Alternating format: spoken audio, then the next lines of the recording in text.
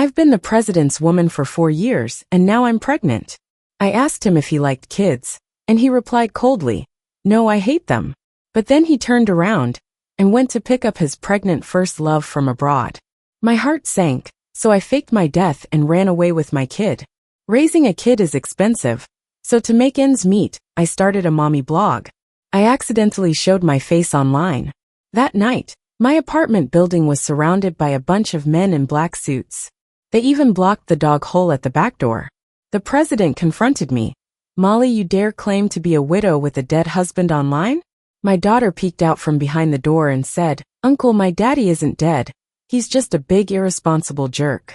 "Oh, hush now, my little darling." Me, Molly, a woman who's been super conscientious all these years. 4 years ago, President Zoe saved me during a stormy night when I was on the verge of dying. That rescue extended to his bed. People in our circle say Zoe is a heartless man, never taking the same woman on trips twice. But he kept me cozy in a century-old mansion for 4 years. We've been together over 5,000 times. Thanks to him, I entered the upper class, often shopping with socialites. As they picked out clothes for themselves, diligent me was selecting outfits for the evening as per the president's request. Just as I paid for a silk piece, my phone buzzed. "Too cheap, doesn't feel right. Exchange it." This man was monitoring me in real time. Such high standards. He's my sponsor, so I put up with it. While I begrudgingly chose a second one, I noticed a pretty woman on a nearby billboard. Spokesperson Mandy. The name triggered a voice in my head, mechanical and clear, reminding me that I'm the villainous side character in this mommy-baby-daddy drama. Shocking, right? I don't remember much else about the plot, just that my character has a daughter. That's nonsense. Every time with Zoe involved protection. How could I possibly be pregnant? Maybe it's the newest scam out of Myanmar? Upon returning home, I found Lisa, the housekeeper's granddaughter, playing in the bedroom with a needle kit. In her tiny hands, she'd poked holes into and strung along used condoms. Me? Could I really be just a part of the author's plot? A deep ponder followed. I lost track of time, not even realizing when Zoe returned. He had showered, and his strong figure pressed against my side of the bed. The warm steam and soft kisses snapped me back. "What are you thinking?" Zoe's voice was raspy, a sign he was getting in the mood. A control freak by nature, Zoe always made me give in first. Despite his skilled massages, my mind drifted. Zoe wasn't pleased, pinching my waist to flip me onto his chest. A giggle broke out as he tickled me, and I finally opened my eyes to him. He initially frowned but softened, coaxing me with a gentle voice. "What's bothering you? Tell me, Recalling the robotic voice, I blurted out, "Nothing, just, will you ever get married?" The plot disclosed by the robotic voice suggested I'm the villainess fixated on marrying lead protagonist Zoe. Initially, Zoe takes care of me expansively, yet I fulfill nothing beyond a physical need. His real heart rests with overseas struggler Mandy, the main protagonist. Once Mandy returns, she absorbs all his attention, leaving me behind. Hints seep through the narrative. When marriage comes up, he turns cold. Predictably, his voice turned icy when I asked, "Don't mention marriage. I don't want to hear those words." Word for word from the plot hints. Seemed inevitable that I'd be cast aside in the story. That realization hit me hard, unsure if the disappointment lay in his words or relief from knowing early. Being a side character is acceptable. After all, I was never the focal point. But being villainous, no way. That night, Zoe left the master bedroom after his statement not returning. The next morning, Mrs. Zhang informed me he smoked in his study all night and vanished for half a month after that. I suddenly had time on my hands, swiping through Facebook, pondering over where to settle post Zoe. Stumbling upon a spring-summer launch made me contemplate buying before realizing. As a castaway supporting character, saving money mattered more than spending. Typing in frustration, so expensive, can't afford. An hour later, Zoe wired me $1 million. Me? Who knew dropping the marriage word would result in vanishing for a fortnight? Thinking money does the trick. More transactions followed. $1 million, another $1 million, up to $19.9 million. Money talks indeed. Leaping up from the couch, I put on makeup and left, buying what appeared as homemade chicken soup on the way. On reaching the top floor, I overheard a conversation in a slightly ajar office. You know Mandy's returning, right? Yeah. It's Zoe's cool voice. Of course, she must have told you first. By the way, she knows about that little woman you're seeing. The man got cut off by Zoe. No big deal. I'll handle it. My heart sank. Handle me? Planning to further eavesdrop, Zoe's secretary interrupted. The office door swung open as the conversation man left. Zoe's childhood playmate from a city, someone I'd recognized from tabloids. But Zoe never introduced me to his friends. On reflection, probably because I wasn't worthy. Driven by curiosity, I glanced at the man a few times. Locked eyes with Zoe's cold glare. Recalling the flowing cash transfers. Reminding myself not to slap a generous person, I approached cheerily. Zoe, you've been busy? Overworked. Zoe silently closed and locked the door, spinning around to hoist me onto the expansive desk. Indeed, for years of close encounters made Zoe familiar with me. While my eyes roamed, he pinned me with an expectant look. Ignoring him at home, aren't we? Haven't reached out this whole time. I guess you didn't miss me? Molly, seems you need a lesson, no? His words turned to smoke. My curses and insults escalated as I reproached him. Zoe, you filthy rascal. Do your employees and fangirls know your bedroom fetishes for bunny ears? Slandering had graver consequences. Afraid of the noise spilling outside the office, I quickly sought forgiveness. Fine, you're great. Zoe, you're young and virile. Dad, you're my dad. Papa. Veins on Zoe's neck struggled from excitement. Leaning in deep and hard, capturing my lips. What had set him off? I had no idea.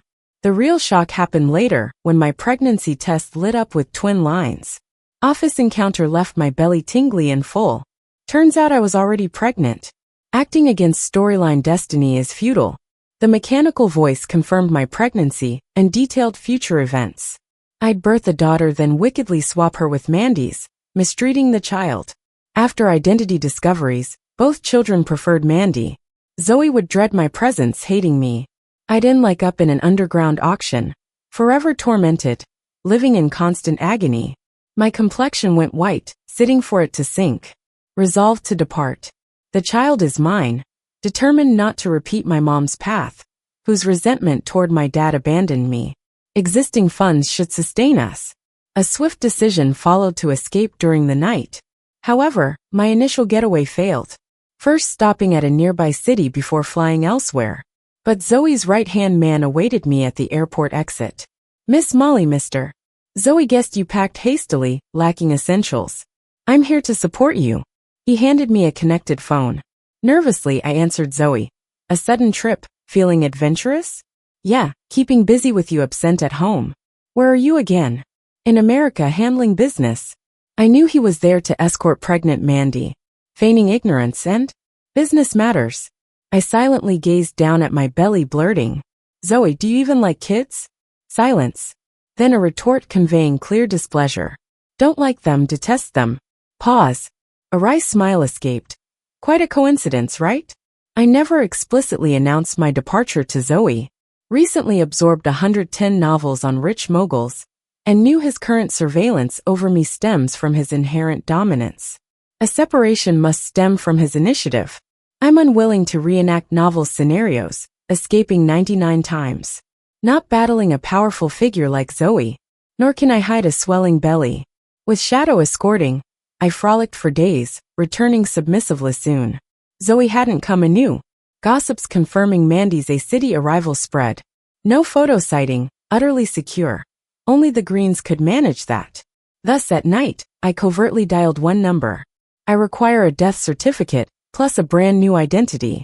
Zoe's best friend Noah appeared that day in Zoe's office.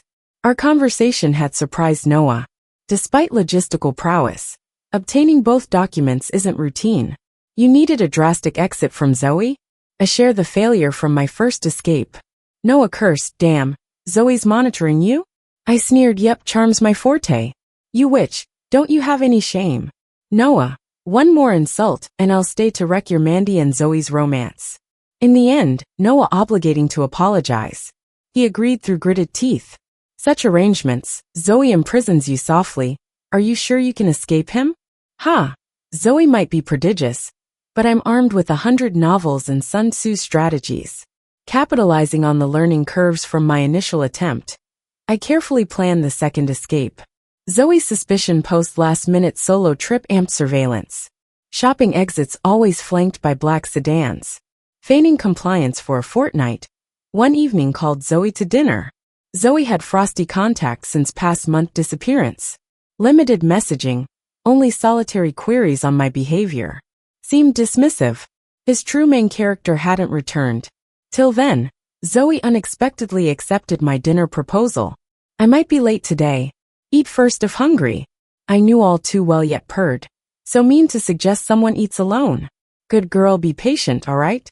For the first time, Zoe coaxed outside a bed context. Voice low, alluring, even disorienting me momentarily. Promise I will come tonight. There's something I must tell you, wait, alright? Okay. Sweet reply, disarming vigilance. Afternoon arrived, another shopping venture. Exchanged clothes with a market employee similar to me. Sent her to the airport in my attire. Unsurprisingly, Zoe's people intercepted at the gates. And I slipped away wearing staff garb, exiting through employee entrances.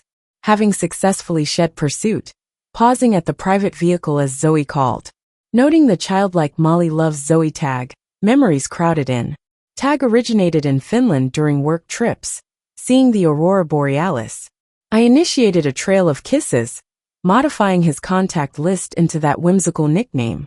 Though an unequal affection on my part, warmth flesh over me, twiddling phone in hand, stroking protruding belly, pondering words. Thinking back on what we once shared, Zoe, thank you. I'll never regret crossing paths. Farewell, hope to never see you again. 8 months later, I delivered a daughter, Ruby, at a coastal town. Life altered immensely, straddling a busy, joyful balance. Birth devotion rendering burdens considerable. Raising a child without external support reflected in going jobless after delivery. The available nest egg allowed a few leisurely years. Ruby, however obedient and happy over dollar dumplings, deserved better. Inner guilt persisted. Selfish choices cost her a father. Exploring ways to leverage free time led to launching a family blog. Little did I expect, Ruby's cherubic charm rocketed our profile, turning her into a national internet darling. Posting her clips drew massive engagements. From a novice, I grew into a 1 million follower stronghold, even dabbling in live sessions. Anonymity masked face in streams, though audience curiosity climbed alarmingly. Teasers emerged questioning if I was prey to city magnate mischief. Ignored initially, until a live mishap, when Ruby's playful leap unmasked me. Chaos erupted. Comments swarmed. Praises over my look dominated until one mention left me frozen. Anyone else notice? She resembles the woman from President Zoe's phone wallpaper. A panic-fueled end to the stream. Tending Ruby. I retreated to office, booting the PC. First Zoe's search over 5 years. Privacy always intrigued Zoe, leaving windowless searches barren. Rumored encounters on smaller platforms estimated a remote participation. Glossy hues concealed presence against venue backdrops. Dim lighting softened powerful features, subtly illuminating impassioned eyes over phone focus. Screened image depicting a woman's gleaming face. Grin aglow, cherry in digits. Speculation erupted as commentary, adorned by ardent Mandy supporters proclaiming debutante vows with children already in tow. Alone stayed transfixed. That picture? Me. Back at 21. Initially under Zoe's allure. Why would Zoe save my portrait as a screensaver? Puzzles pursued, I withdrew. Post-Zoe phased mantra echoed. He has nothing here henceforth. Communication announced single motherhood. Ruby's late father passed. Modern tolerance lent solace, community strengthening and support. Believing episode to conclude there. A nightly market trip conveyed dread. Ruby's presence stilled complex silence around neighborhood fixtures. Seasoned exoplanet voyagers gone incognito. Guard presence diminished. Ruby pressed herself to my leg. Mommy, it's too quiet, so scary. Fear brushed aside, clutching Ruby, I paced upstairs. Entering saw telltale signs of intrusion. Displaced shoes tipped off. Apprehension swelled. Memory flitted to prior years' mechanical input. Recollecting today's sudden unmasking. This world novel differs. Mandy knows Ruby, sending enforcers to abduct? Jeopardizing Ruby to chance, I smuggled her beneath snug layers, attempting rear exit. No form free, side aperture sealed too. Welding blockade stumped me. What? Noise broke from footsteps marching beat. Countless suited cadre assembled like soldiers. Zoe's windbreaker-clad frame paced aisle end. The moment icy gaze landed on me, one thought echoed. Bust it.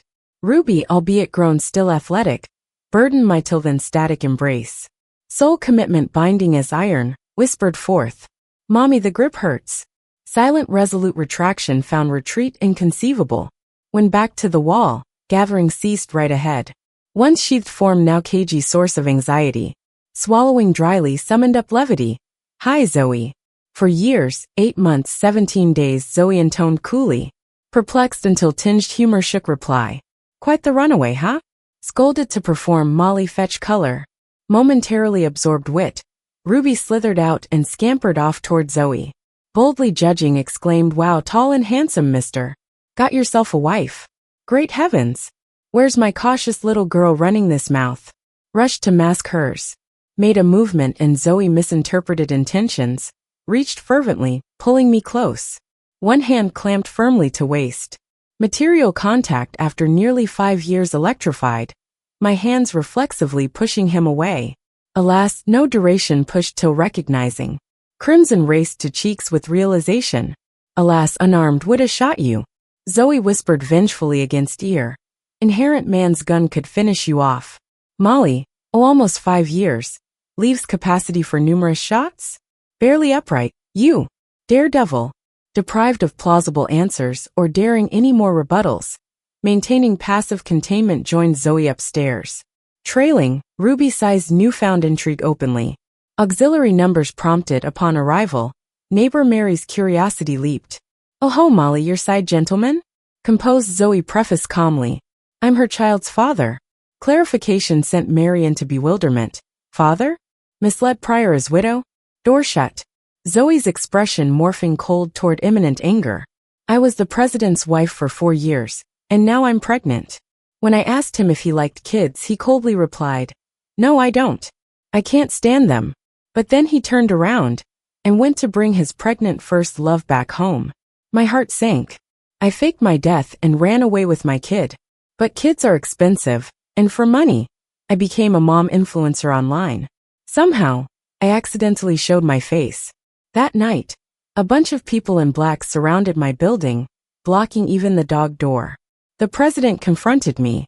Molly, how dare you call yourself a widow online? My daughter peeked from behind the door. Uncle, my dad's not dead, he's just a big jerk. Oh no, my sweet little one. I'm Molly, a really dedicated woman. 4 years ago, President Zoe saved me during a stormy night in my hometown. And then we ended up in bed. Everyone said Zoe was cold-hearted and never stayed with the same woman twice. But he kept me in a lavish mansion for 4 years. Day and night. It's happened about 5,000 times. Thanks to him, I entered the high society circle, shopping and mingling with socialites. Speaking of shopping, they were picking out clothes for themselves. Meanwhile, I was picking out something for tonight as per the president's orders. Just as I swiped my card to get a silk piece, a message popped up on my phone. Too cheap, doesn't feel nice. Change it. This man even has real-time surveillance. So demanding. But since he's my golden goose, I'll hold back. As I grumbled and chose another, something caught my eye. A billboard featuring a stunning woman. Below it read spokesperson Mandy. I read the name out loud. And suddenly a mechanical voice went off in my head.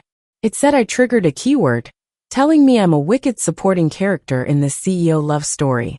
Shocked, I didn't remember much else from the plot. Just that I, the villainess, even had a daughter. Oh come on.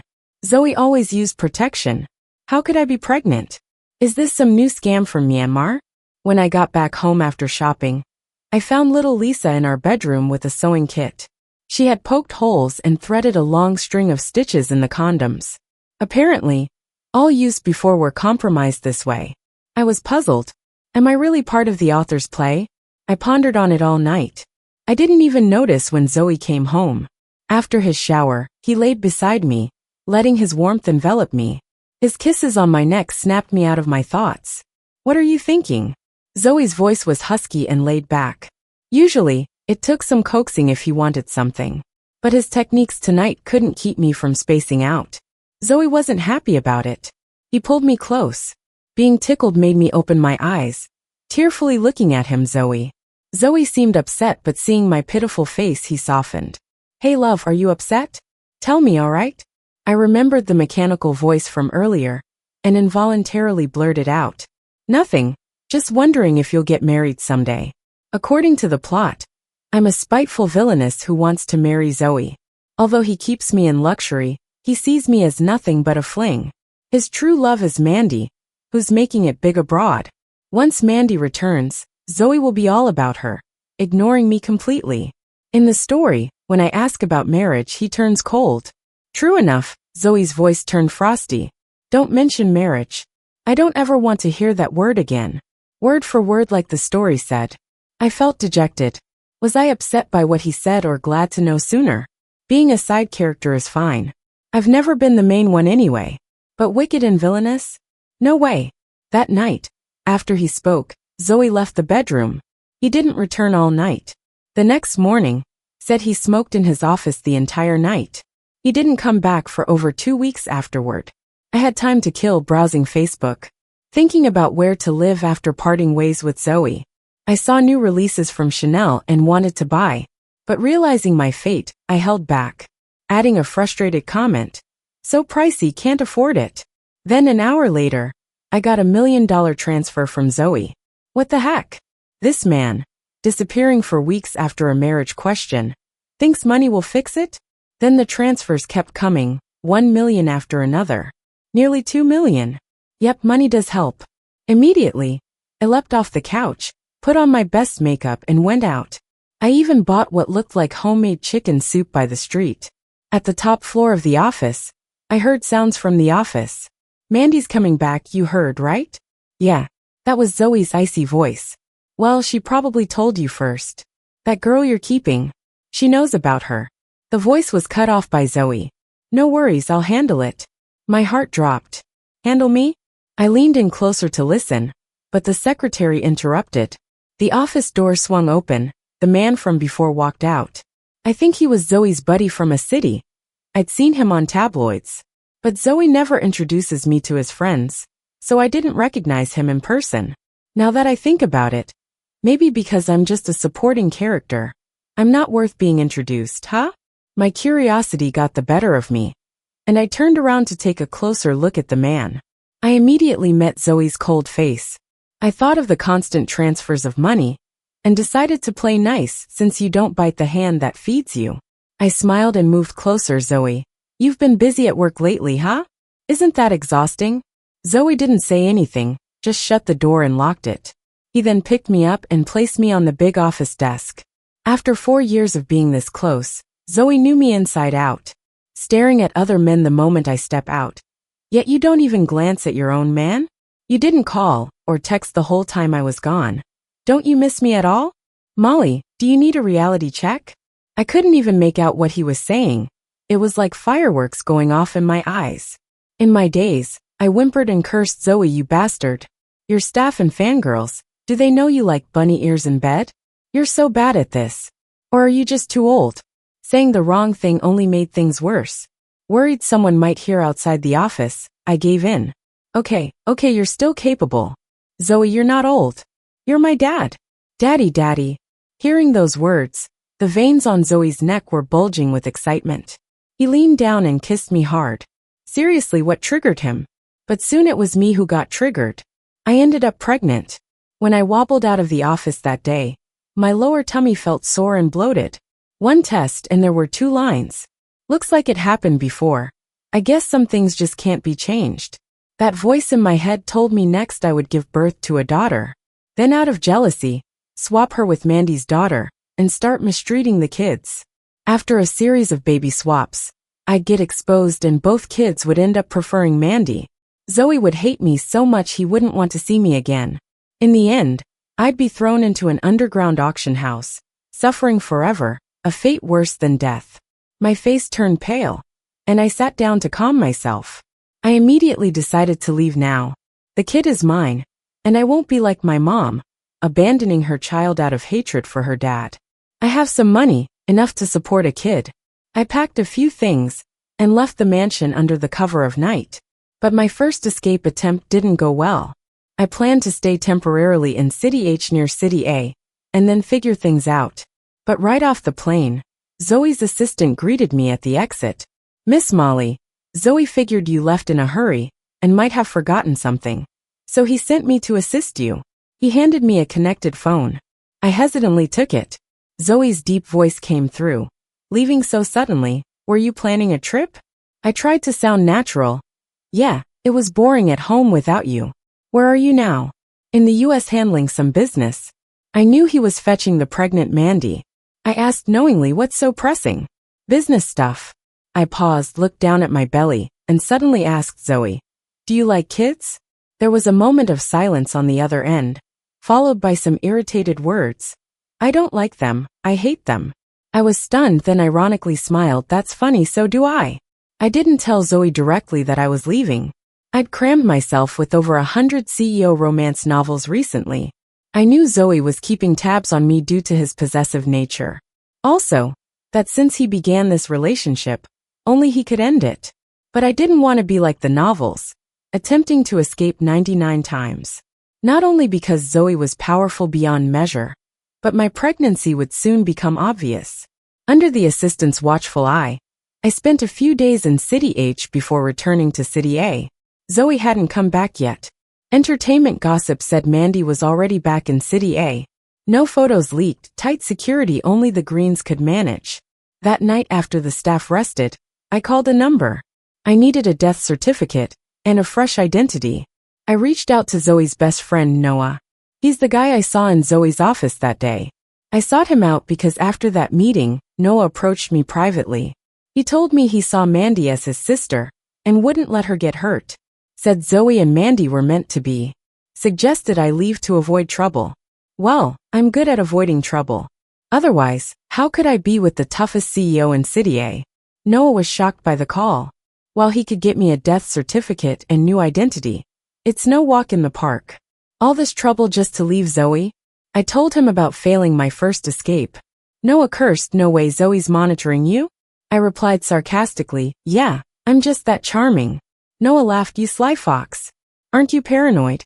I teased Noah. "Insult me again and I won't leave. I'll break up your dear Mandy and Zoe." In the end, Noah had to apologize. He grudgingly agreed. "I can get you what you need, but Zoe's practically holding you captive. Can you really get away? Please, I'm not just any woman.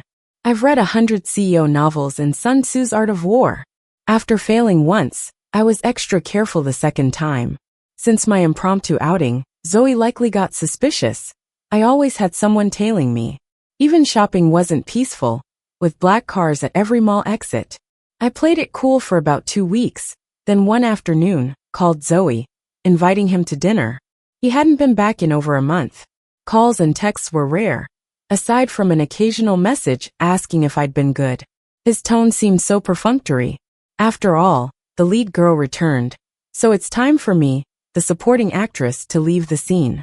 But to my surprise, Zoe agreed to my dinner invitation. "I might get there a bit late tonight. If you're hungry, go ahead and eat without me." I got the hint, but playfully pouted and said, "Zoe, you're so mean. Who tells someone to eat without them? They're there, be good, okay?" It was the first time Zoe comforted me outside of bed, his voice deep and tender, making me a bit dazed for a moment. "I'll definitely come tonight. I have something to tell you in person. Wait for me, okay?" "Okay," I answered softly, seeming obedient and easing his guard.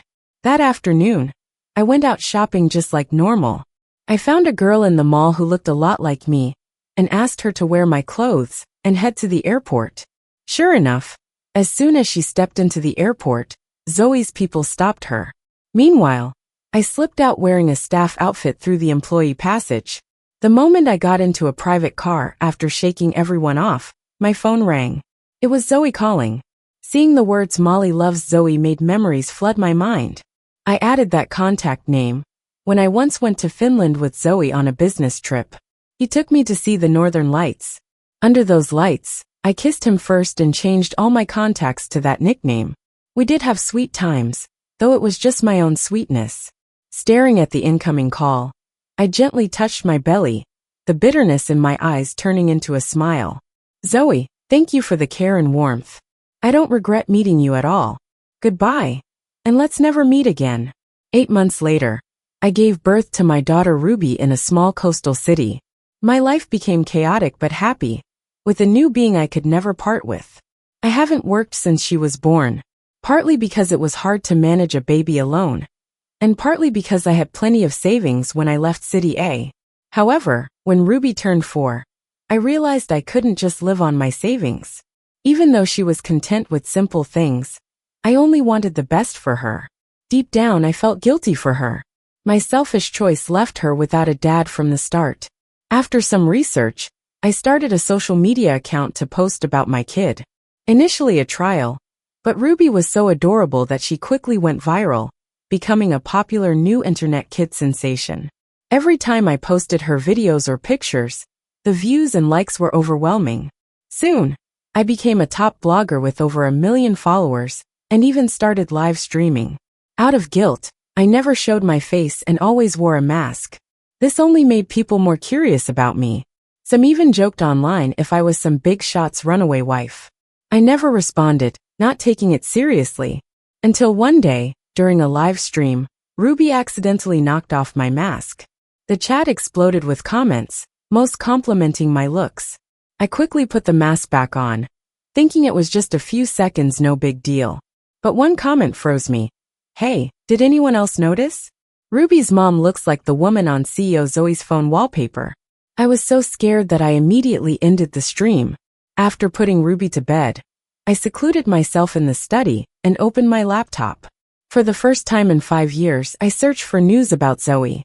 Zoe always avoided entertainment news, so there was hardly anything to find. My people-watching skills led me to a minor account with a business meeting photo. In this not-so-clear picture, a tall, handsome man stood in the shadows, slightly lowering his head, looking at his phone. Dim light fell on his features, hinting at intense emotions in his eyes. The screen showed a blurry woman's side profile smiling beautifully with a cherry in her fingertips. Many people guessed her identity online. Mandy's fans insisted it was their star, saying she already had a child with Zoe, painting a hidden marriage story. But I was completely shocked. That photo was me, from when I was 21, and had just become Zoe's woman. But why would Zoe use my photo as his phone wallpaper? I couldn't figure it out, so I chose not to bother. That's been my life motto since leaving Zoe. 5 years had passed, making us the most familiar strangers.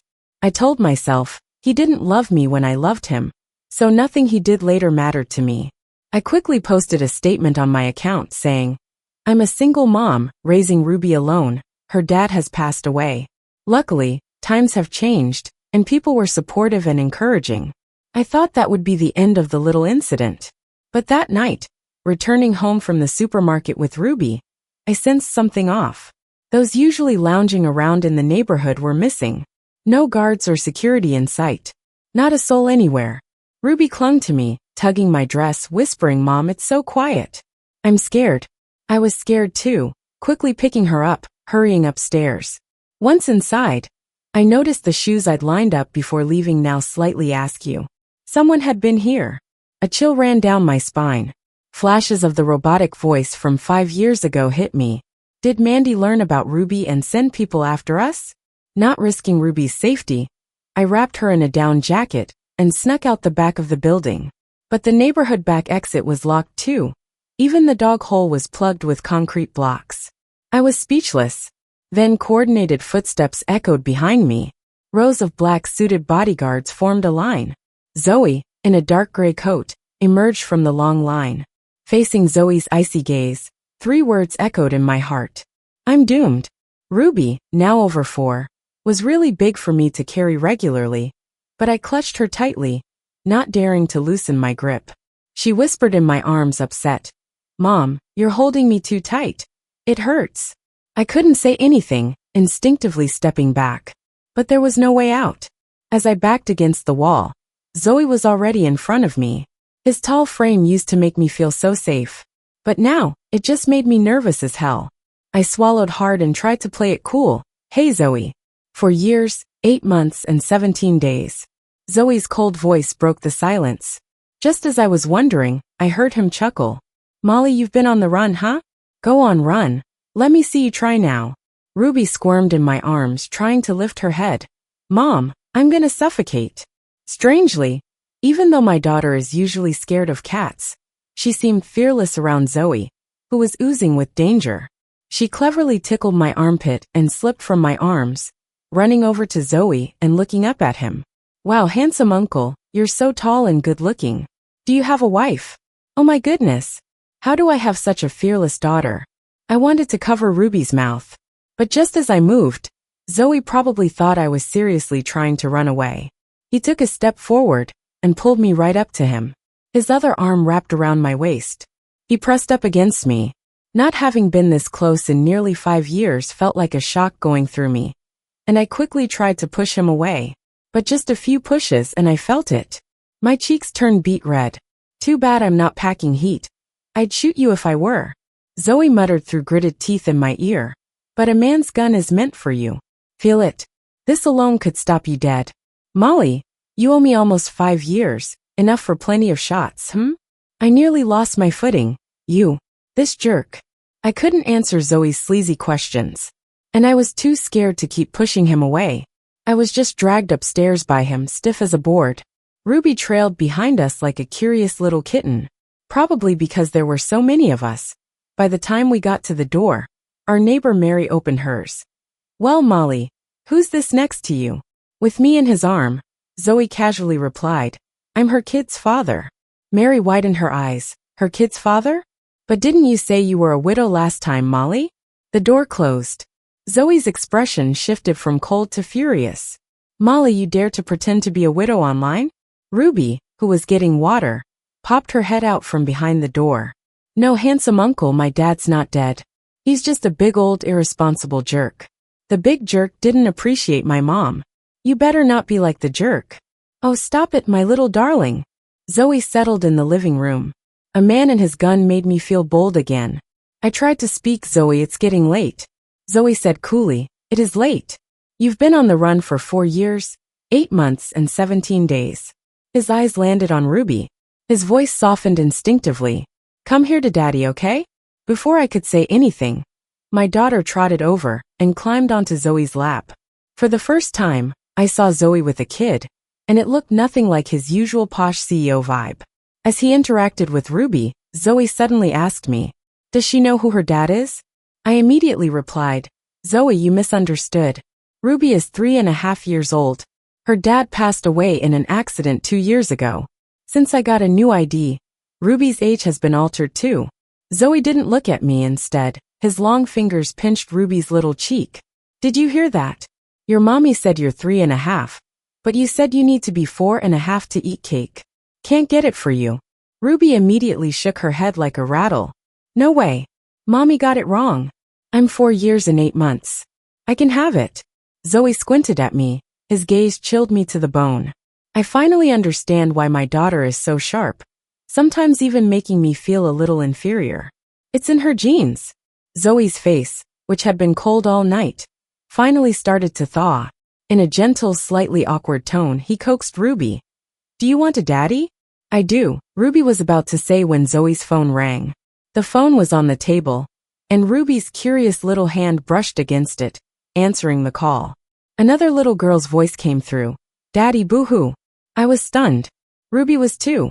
Zoe quickly hung up. But Ruby had already caught on. Her little mouth pouted. Handsome uncle, you're a liar.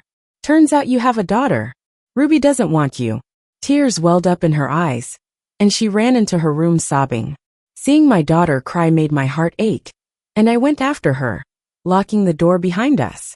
I hugged my daughter, comforting her, while Zoe knocked on the door. Molly, sweetie. Ruby opened the door. Let me explain. That call wasn't. I don't want to hear it. I cut him off, and this overwhelming and inexplicable sadness welled up inside me, bitter and unbearable.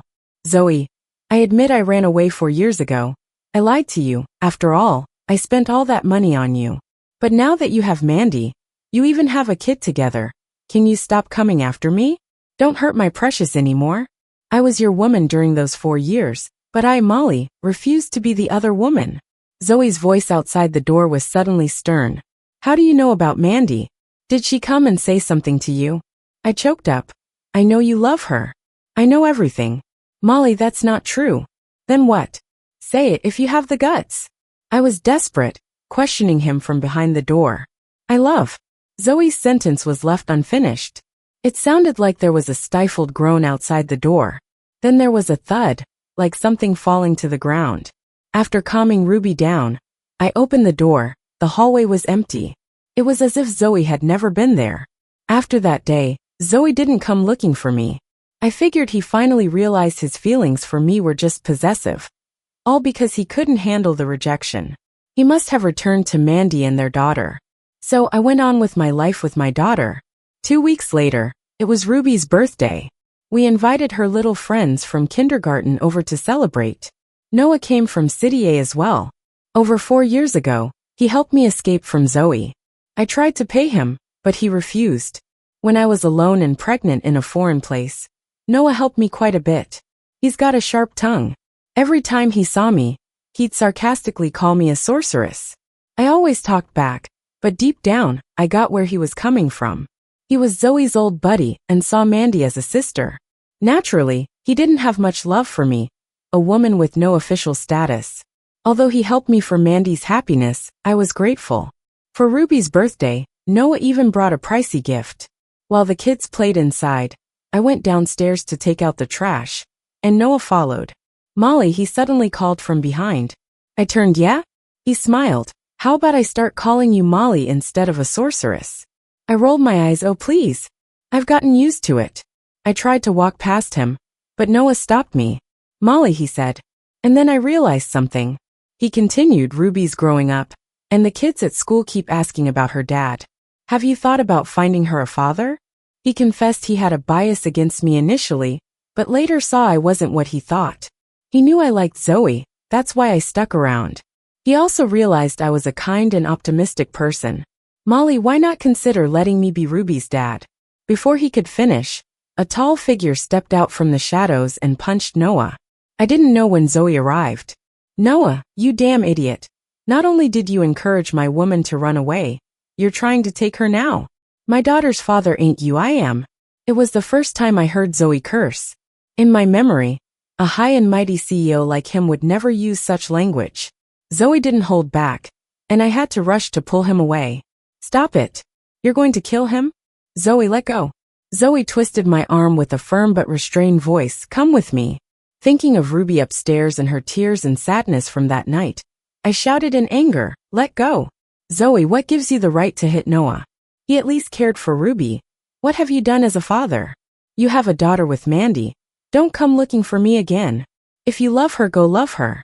Ruby and I don't need whatever love you think you're giving. I don't love her. Zoe clutched my wrist, his bloodshot eyes fixed on me. I never loved her, Molly, I love you. His breathing grew heavier, and his eyes turned more blood red. It was like he was suffocating, each word straining him more. In shock, I noticed how pale he looked. Before I could say anything, he suddenly released his grip on my hand and collapsed in front of me for the first time. They rushed Zoe to the emergency room. I sat in the waiting area as his assistant explained things to me. Miss Molly, Mr. Zoe has been like this for a while. In fact, since before you left over 4 years ago, he's been unwell. It seemed he felt sick whenever he was warm toward you. When you ran off, he didn't come after you for over a month, because he was too unwell. Even a month ago, when he saw you and Miss Ruby, he fainted outside your room, but signaled for us not to tell you. He's been hospitalized since then, receiving treatment. Today being Miss Ruby's birthday, he couldn't hold back and left the hospital to see you. I listened dazed. Meanwhile, after 5 years, that mechanical voice in my head returned. It said, the male lead has resisted the world's plot line for the 3,912th time. For the sake of the villainous, he endured 1,789 electric shocks and 1,680 heart arrest warnings. The plotline has collapsed, and the male lead Zoe and the female lead Mandy's storyline is in ruins. The male lead is currently near death, triggering a system-level alert. System reboot and repair in progress. System reboot complete. Male lead life value recovering. In the mechanical mutterings I learned everything. Zoe had fallen for me the year we met. But he was the male lead. And I was the villainess. His feelings for me defied the world's storyline. He went through countless episodes of discomfort being with me. Initially, a few years in meds and injections helped him manage. It was only after nearly dying that he learned about the system. He knew he was the male lead, and I was the villainess, that his female lead wasn't me. Later story points, like going to America to be with Mandy, didn't happen. Instead, his half-brother ended up with her for a night. Mandy's daughter was actually his brother's. After his brother died in a car crash, asking Zoe to care for Mandy, the system pushed Zoe to marry her, but he refused. By that time, he often experienced suffocation and fainting, yet he never abandoned me, nor did he ever mention it to me. During my pregnancy when I fled, he was frequently hospitalized. Going to the US, it was to treat a heart condition. Over the past few years, he looked for me everywhere. No matter how tough it got, he never gave up. He was gambling, betting he was the main character. And if he died, the world would fall apart. He loved me enough to stake his life on it.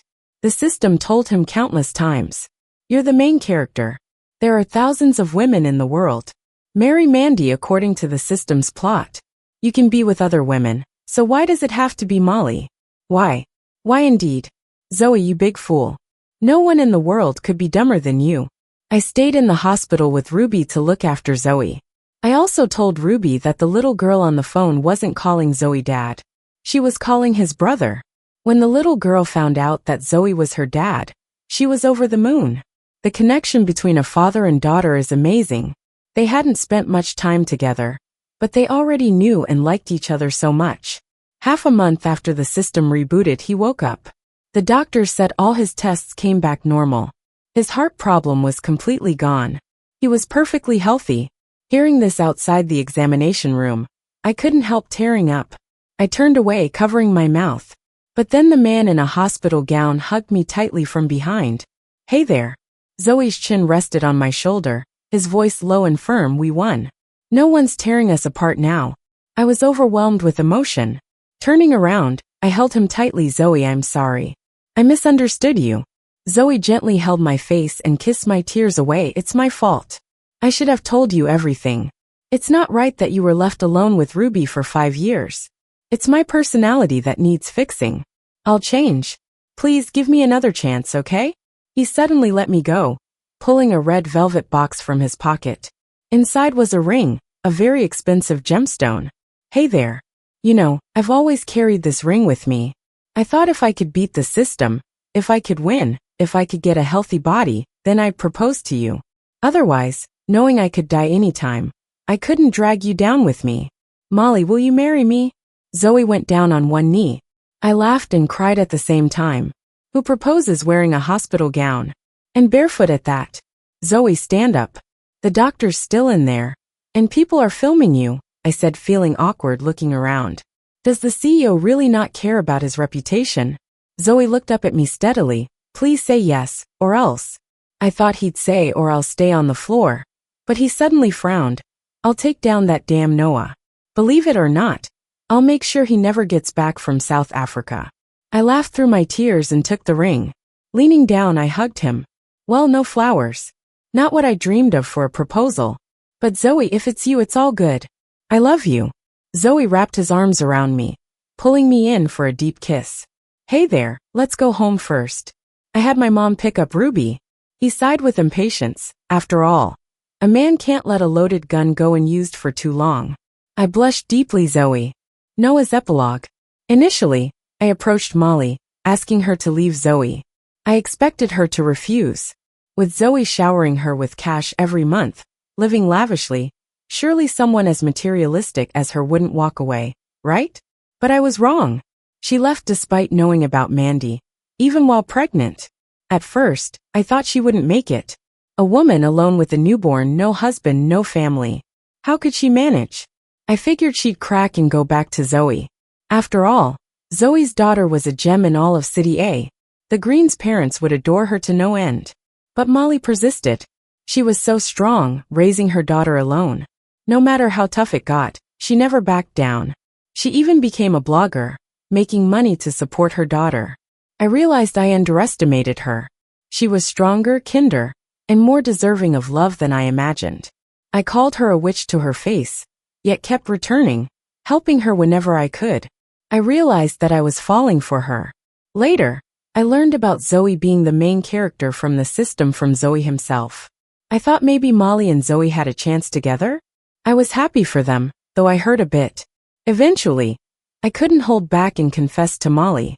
Zoe hit me for it, and it made Molly finally understand his situation. I'm glad. The girl I once maliciously misunderstood had found her happiness. I know I owe her an apology. I promised Zoe I wouldn't see her again. I missed my chance to tell her, but I'll always wish her the best. Molly, you deserve Zoe's love, and this happiness too. The end.